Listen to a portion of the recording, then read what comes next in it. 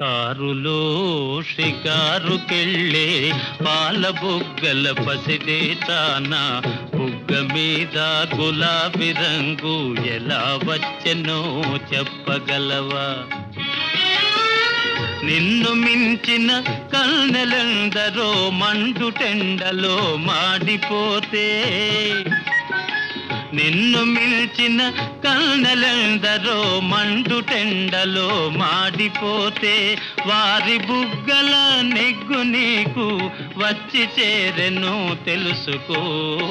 కారులో షికారుకెళ్ళే పాల బుగ్గల పసిడి తానా నిలిచి విను నీ బడాయి చాలు తెలుసుకో ఈ నిజాలు.